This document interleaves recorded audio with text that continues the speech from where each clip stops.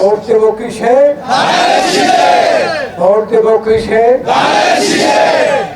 আপনারা অতীতে আমাকে ভোট দিয়েছেন, চারবার এমপি করেছেন, 3বার আমি মন্ত্রী হয়েছি।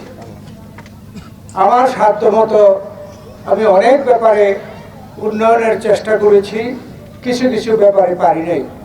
যেমন এখানে আপনারা উল্লেখ করলেন, এই মোহাম্মদপুরে একটি হাই স্কুল করার চেষ্টা নিয়েও আমি পারি নাই, এবং সরকারিভাবে আমি এই জায়গাটি এখন পর্যন্ত আমি লিজ দিয়ে আটকে রাখছি, যে যদি আল্লাহ সময় দেয় আমরা এখানে কলেজ বা এটা করার আমরা চেষ্টা করব। আমি এখানে আমাদের অনেক নেতারা অলরেডি বলেছেন, আমি আর বলতে চাই না। এটা আমি নিয়ত আছে বলেই এখন পর্যন্ত কিন্তু আমি সরকারিভাবে যে টাকা দিতে হয় এই টাকা কিন্তু দিয়ে আমি এই জমিটি ধরে রেখেছি একটি উদ্দেশ্যে, আমার কোনো ব্যক্তিগত আমার কোনো প্রয়োজনে না, প্রয়োজন এই মোহাম্মদপুর ইউনিয়নের মানুষের। আপনাদের কাছে আমি, আপনারা ইতিমধ্যে বলেছেন ভোট দেবেন কিসে? আমিও আপনাদের কাছে ধানের শীষে ভোট চাওয়ার জন্য এসেছি। আপনাদের অতীতের উন্নয়ন, এই যে রাস্তাটা দিয়ে আসলাম, এই রাস্তা কিন্তু আমি মন্ত্রী হওয়ার আগে ছিল না। এইভাবে আরো অনেক, আমি আর এখন সব বলতে চাই না।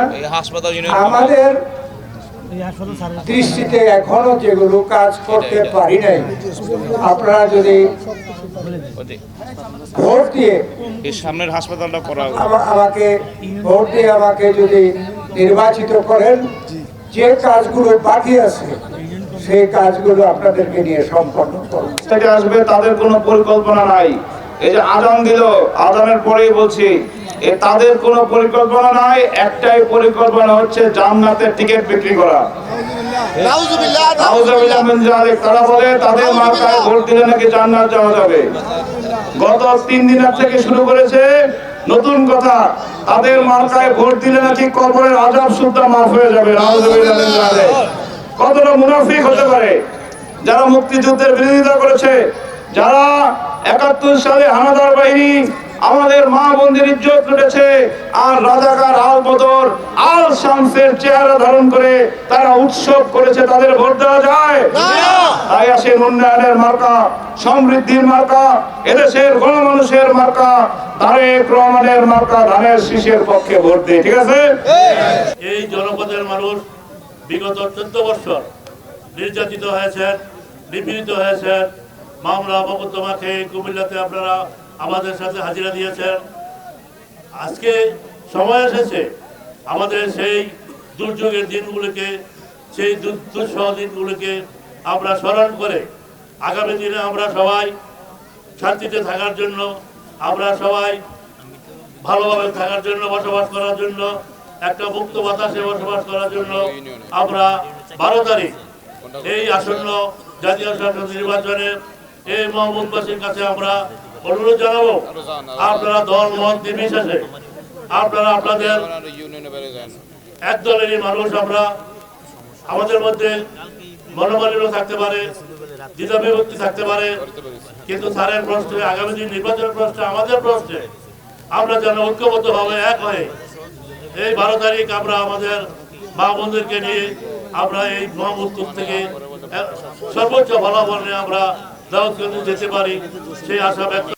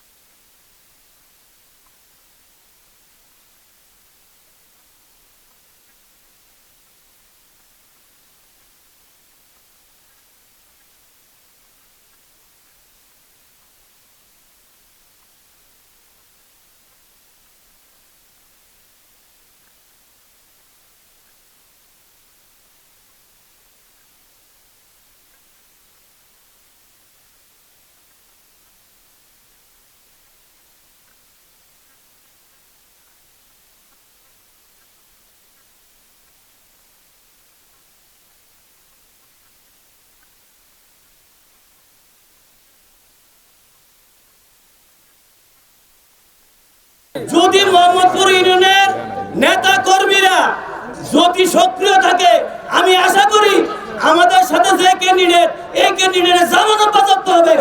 18 সালের নির্বাচন আপনারা প্রমাণ করেছেন যে মোহাম্মদপুর ইউনিয়ন ধানের শীষের ঘাঁটি, ডক্টর খন্দকার মুসাফিরের ঘাঁটি। অতএব আগামী 12 তারিখে আপনারা সময় প্রত্যেকটা কেন্দ্রে ধানের শীষে ভোট দিয়ে স্যারকে আপনারা বিজয়ী করবেন। এই নির্বাচন শুধু কোনো দলীয় নির্বাচন নয়, এই নির্বাচন আমাদের মহান নেতা 50 বছর যাবৎ এই দাউদকান্দি তথা এই পিছিয়ে থাকা জনপদকে যিনি বাংলাদেশের বুকে এগিয়ে নিয়ে গিয়েছেন, যিনি বাংলাদেশ তথা কুমিল্লাকে, চট্টগ্রামকে গর্বিত করেছেন, সে প্রিয় নেতা ডক্টর খন্দকার মোশাররফ হোসেন স্যারকে সার্বজনীনভাবে সম্মান দেওয়ার জন্য একটি নির্বাচন। আপনারা সবাই কি প্রস্তুত আছেন? আগামী 12 তারিখ সকালবেলা থেকে আমরা ধানের শীষে ভোট দিয়ে মুসাফিরকে জয়যুক্ত করবো, জয়ী করবো। স্যার একটি বক্তব্য বলেছিলেন, তারেক রহমান আমাকে কুমিল্লা 1-এ মনোনীত করেছেন এবং আমরা মোশাররফ স্যারকে নিশ্চয়তা দিব, আমরা আপনাকে সারা বাংলাদেশে সর্বোচ্চ ভোটে বিজয় করে আমরা আপনাকে 1 নম্বর আসনে অধিষ্ঠিত করবো। 12 তারিখে আমাদের জাতীয় নির্বাচন। আমরা সবাই এই মোহাম্মদপুর থেকে বিগত দিনে যেভাবে আমরা ভোট দিয়ে স্যারকে বিজয় করেছি, এই বছর ধারাবাহিকভাবে আমরা এর চাইতে বিপুল ভোটে ভোট দিয়ে স্যারকে জয়যুক্ত করার জন্য আমরা সবাই একত্রতা ঘোষণা করছি। সূচনা community.tv বিনোদনের পাশাপাশি খবর।